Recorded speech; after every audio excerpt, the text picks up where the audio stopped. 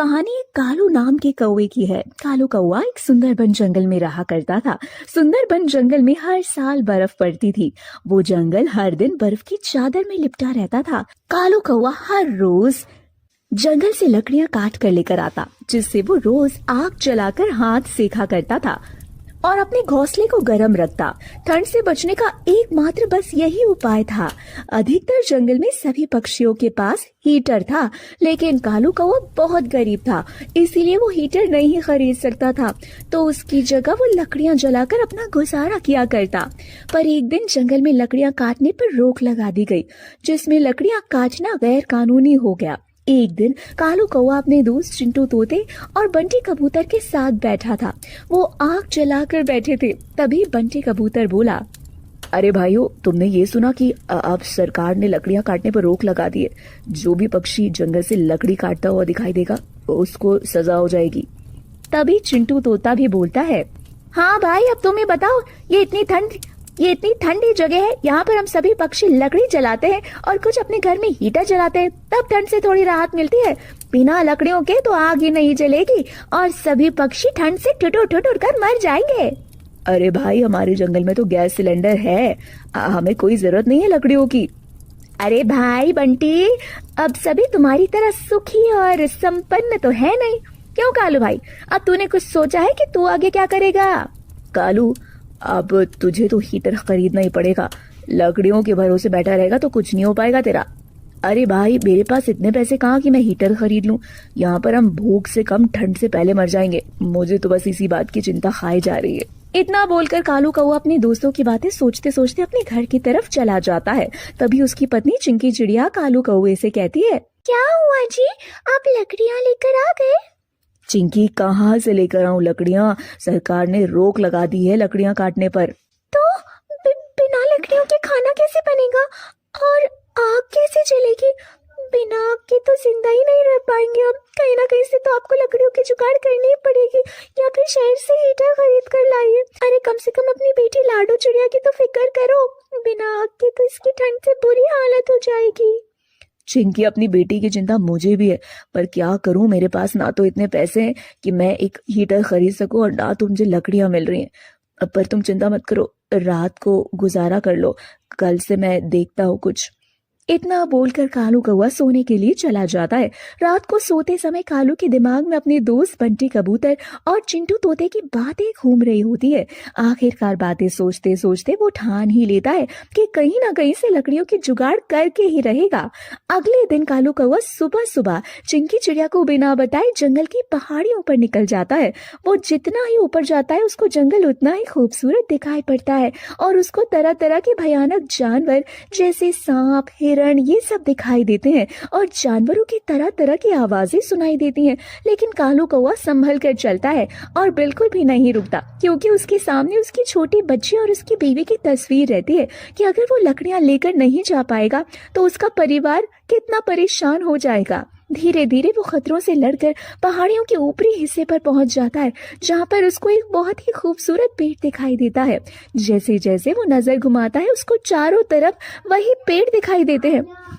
वो पेड़ों को देखकर मन ही मन सोचने लगता है, यहाँ पर तो कोई भी नहीं है, लगता है यहाँ पर कोई आता जाता नहीं है और किसी का रहन सहन भी नहीं है। मैं जल्दी से इन पेड़ों की कटाई कर लेता हूँ। ऐसा सोचते ही कालू कौवा पेड़ों की लकड़ियां जैसे तैसे काटने लगता है। तभी उसे उन पेड़ों का मालिक बांस पकड़ लेता है और कहता है, तुम्हारी हिम्मत कैसे हुई इन पेड़ों की लकड़ियां काटने की, ताकि तुम यहाँ से लकड़ियां काटकर नीचे ले जाओ और वहां पर लकड़ियों का कारोबार कर सको। नहीं नहीं, ऐसा कुछ नहीं, आप मेरी बात तो सुनिए। उसके बाद कालू कौवा अपनी सारी परेशानी उस बांस को बताता है। नहीं नहीं, मैं तुम्हें यहाँ से जिंदा नहीं जाने दूंगा, वरना तुम अपने साथ और भी पक्षियों को लेकर आ जाओगे और धीरे धीरे करके हमारे इन अग्नि वृक्ष को खत्म कर दोगे। नहीं नहीं, ऐसा कुछ भी नहीं है बांस भाई, बस मुझे अपने परिवार को जिंदा रखने के लिए थोड़ी लकड़ियां चाहिए। कालू कौवे की ये सारी बातें बांस की एक लड़की टुनटुनी चिड़िया सुन रही थी। टुनटुनी चिड़िया बेहद खूबसूरत और दयालु स्वभाव की थी। कालू की मजबूरियां सुनकर उसे कालू पर तरस आ जाता है और वो वहां पर आकर कहती है, पिताजी, आप इनको कुछ मत करिए, इनको माफ कर दीजिए।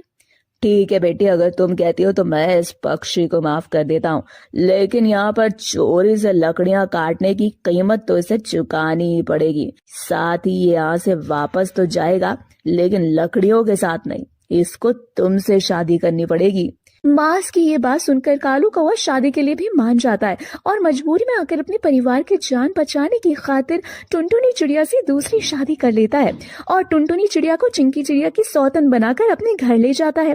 टुनटुनी चिड़िया अपने साथ दहेज में बहुत सारा सामान लाती है और ठंड से बचने के लिए देसी हीटर भी। कालू कौवा अपने घर जाकर अपनी पहली पत्नी चिंकी चिड़िया से माफी मांगता है। चिंकी, मुझे माफ कर दो, मुझे तुम्हारे जीवन बचाने के लिए तुम्हारी सौतन को इस घर में लाना पड़ा। मैं बहुत मजबूर था, मुझे माफ कर दो चिंकी। कालू कौवे की बात सुनकर चिंकी को बुरा तो बहुत लगता है, लेकिन वो कर भी क्या सकती थी। तभी टुनटुनी चिड़िया कहती है, कालू जी, चिंकी दीदी, मैं अपने पिताजी की तरफ से आप दोनों से माफी मांगती हूँ। मैंने कालू जी से शादी तो की है, लेकिन ये नाम की शादी है। मैं आप दोनों के साथ ना रहकर अलग रहूंगी। और ये लीजिए आपका देसी हीटर, इसे जलाकर आप अपना गुजारा कर सकते हैं। इसमें आपको किसी भी लकड़ी की जरूरत नहीं पड़ेगी। इतना बोलकर टुनटुनी चिड़िया कालू कौवे के घर से चली जाती है और अपना एक अलग घोंसला बनाकर उसमें रहने लगती है। तो दोस्तों, ये थी हमारी आज की कहानी। दोस्तों, क्या आपको पता है टुनटुनी चिड़िया कालू कौवे को ठंड से बचाने के लिए क्या देती है? दोस्तों, अगर आपको पता है तो आप अपना आंसर हमें कमेंट सेक्शन में कमेंट करके जरूर बताएं। साथ ही वीडियो को लाइक जरूर करें और मेरे चैनल को सब्सक्राइब करना बिल्कुल भी ना भूलें।